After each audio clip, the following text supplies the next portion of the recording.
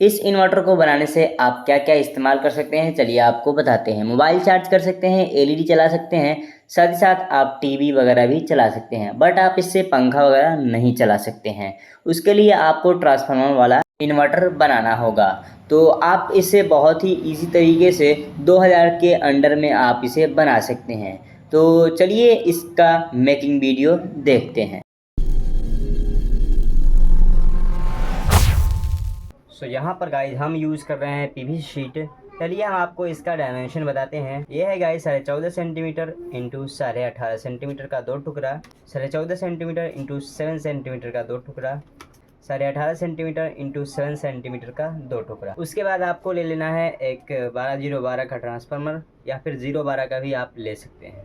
उसके बाद मैं एक मॉड्यूल ले रहा हूँ जिसमें आप दो मोबाइल को ईजिली चार्ज कर सकते हो, और ये 12 वोल्ट पे वर्क करता है। यहाँ पे आपको इंडिकेटर मिलेगा और साथ ही साथ वोल्टेज भी यहाँ पे शो करेगा। उसके बाद आपको ले लेना है 3 रिले 12 वोल्ट का, 3 डायोड भी आपको ले लेना है, IN4007 डायोड, एक 25 वोल्ट 3300 माइक्रोफैराड का मैं कैपेसिटर यूज़ कर रहा हूँ, एक SPST स्विच, एक ब्रिज रेक्टिफायर, एक ग्रीन एलईडी और एक रेड एलईडी यूज़ कर रहा हूँ। एक यूज़ कर रहा हूँ इन्वर्टर जो कि 150 वाट का है। तो चलो हम सबसे पहले तो इस वोल्टेज मीटर के लिए और 2 एलईडी के लिए और एक SPST स्विच के लिए इसमें हम कटिंग कर लेते हैं ताकि आपका टाइम वेस्ट ना हो। सो फाइनली गाइज हमने इसमें कटिंग करके मॉड्यूल को, और यहाँ पे हमने 6 एम्पेयर का एक सॉकेट लिया है और एक स्विच, इन चारों को हमने यहाँ पे फिट कर लिया है।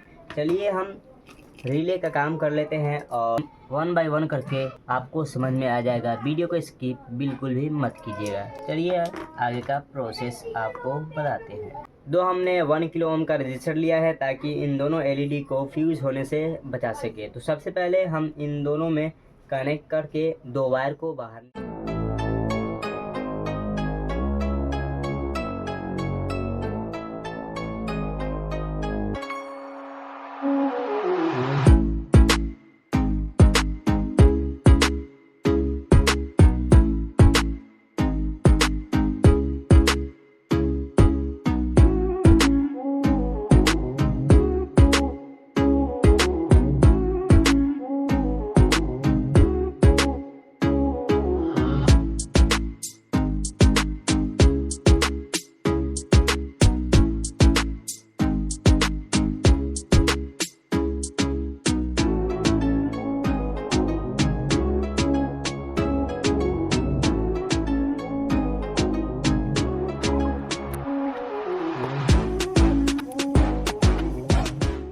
गाइज अब हम आपको इसका कनेक्शन बताते हैं। हमने सभी को कंप्लीट कर लिया है। तो सबसे पहले तो यहाँ से 220 वोल्ट इनपुट होगा, और यहाँ पे सबसे पहले हमने इस ट्रांसफार्मर में कनेक्ट किया है।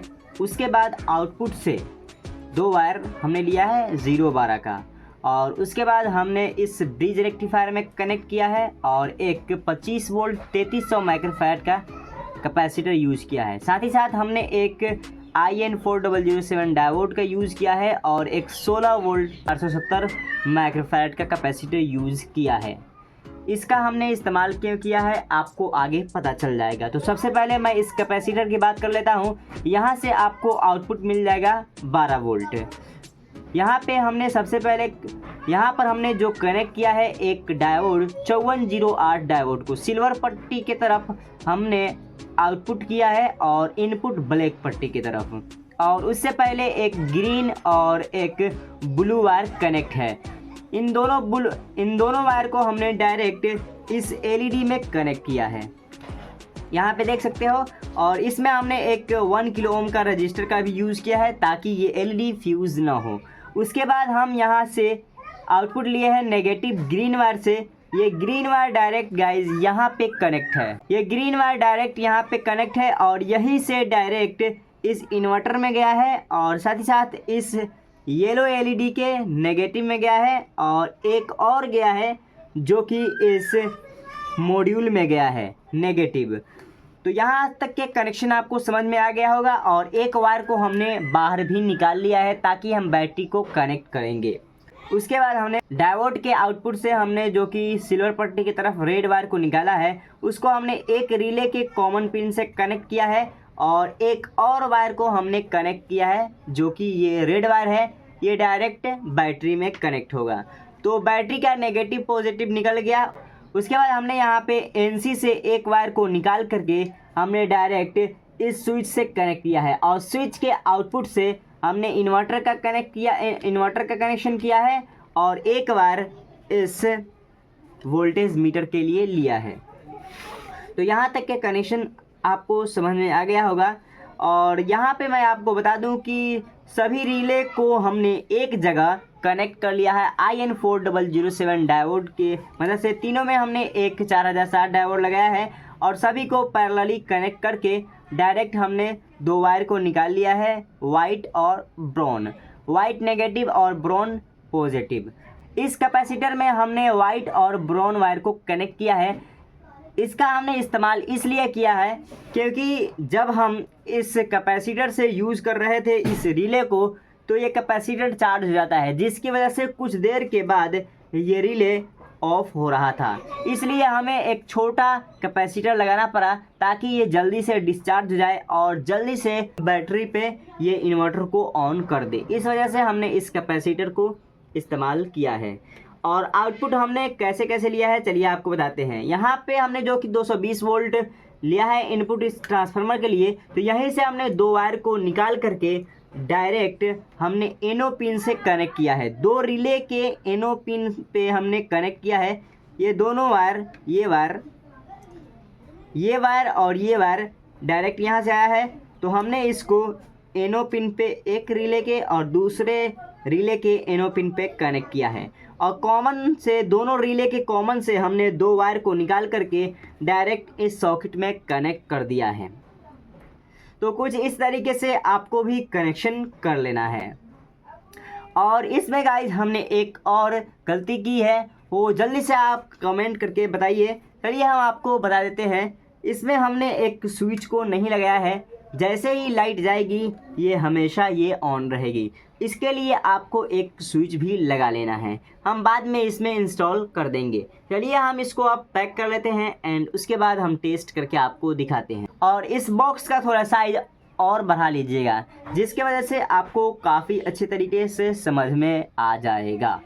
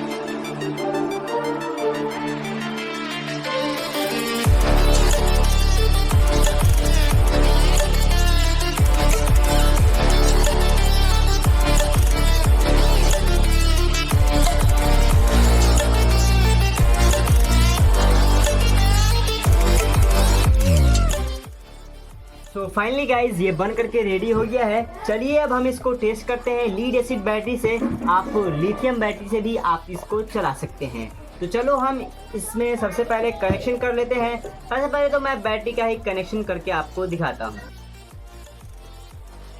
सबसे पहले तो मैं इस डाटा केबल से ही टेस्ट करके इस मॉड्यूल को चेक करके आपको दिखाता हूँ।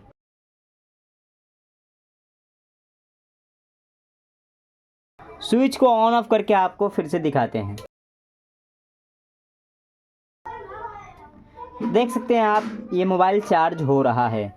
ऊपर के साइड में आपको मैं दिखाता हूँ, देख सकते हैं मोबाइल चार्ज हो रहा है। चलिए अब हम इस अडाप्टर से पीछे वाले से जो कि सॉकेट हमने लगाया है उसमें टेस्ट करके आपको दिखाते हैं।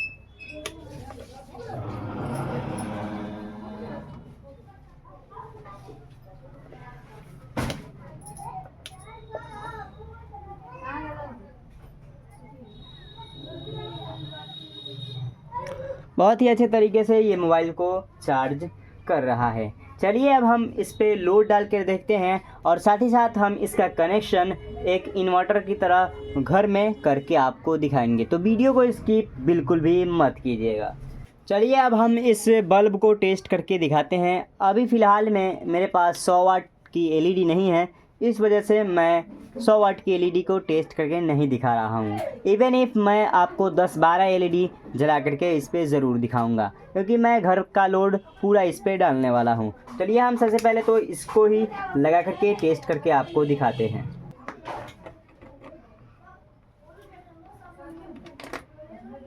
तो यहाँ पे गाइस देख सकते हैं बहुत ही अच्छे तरीके से 9 वाट की एलईडी जो कि गोल्डन लाइट है, ये बहुत ही अच्छे तरीके से ये गोल्डन लाइट ग्लो हो रही है। देख सकते हैं हम लाइट को ऑफ़ करते हैं और इसको फिर से ऑन ऑफ करके आपको दिखाते हैं। अभी ये गाइस इसकी रोशनी से आप वीडियो में देख रहे हैं, जैसे ही हम इसको ऑफ़ करेंगे पूरा अंधेरा हो जाएगा। बहुत ही अच्छे तरीके से गाइज ये एलईडी ग्लो हो रही है। चलिए अब हम इसको लाइट से कनेक्ट करते हैं इस प्लग को। सबसे पहले तो हम लाइट को ऑन कर लेते हैं, तो इस प्लग को हम डायरेक्ट 220 वोल्ट में लगा देते हैं और इसको हम घुमा देते हैं इस साइड। ऐसे ही लाइट आएगी, ये जो चार्जिंग मॉड्यूल है ये ऑफ़ हो जाएगी और ये येलो एलईडी भी ऑफ़ हो जाएगी। यहाँ पे ये रेड एलईडी ग्लो हो जाएगी। चलिए हम इसको 220 वोल्ट में लगा देते हैं। देख सकते हैं ये रेड एलईडी ग्लो हो रही है और ये ऑफ़ हो गया है। हमने इसको ऑफ़ कर दिया है क्योंकि जब लाइट रहती है तो उस वक्त हमें इससे चार्ज करने की कोई ज़रूरत नहीं पड़ेगी। इस वजह से हमने कुछ इसी तरीके से कनेक्शन हमने इसका किया है और आपको हमने बताया भी है। तो चलिए अब हम इस पे घर का लोड कनेक्ट करते हैं और कैसे कनेक्ट करेंगे सभी को हम डिटेल में बताने वाले हैं। चलो हम उसको कनेक्ट करते हैं। सो यहाँ पे गाइज हमने इस इन्वर्टर का कनेक्शन कर दिया है। देख सकते हैं अभी ये लाइट पे चल रहा है। चलिए हम आपको इसका कनेक्शन बताते हैं कि हमने इसका कैसे कैसे कनेक्शन किया है। सबसे पहले तो आपको 220 वोल्ट जो कि ये वायर है इसको आपको 220 वोल्ट में कनेक्ट कर देना है। अगर 3 पिन वाला अगर प्लग होगा तो काफ़ी अच्छे तरीके से ये वर्क करेगा। और इसको आप निकाल करके पलट लीजिएगा अगर नहीं जलेगा तो। पहले तो आपको इसको इसमें इस बोर्ड में लगा लेना है और उसके बाद यहाँ पे जो नॉर्मली इस इन्वर्टर के साथ कनेक्शन किया जाता है उसी तरीके से आपको राइट साइड से फेज़ को निकाल लेना है और लेफ़्ट साइड से इस इन्वर्टर में तो नहीं निकाला जाता है बट इसमें हमें निकालना पड़ रहा है। यहाँ पे हमने लेफ़्ट साइड से न्यूट्रल को निकाल लिया है।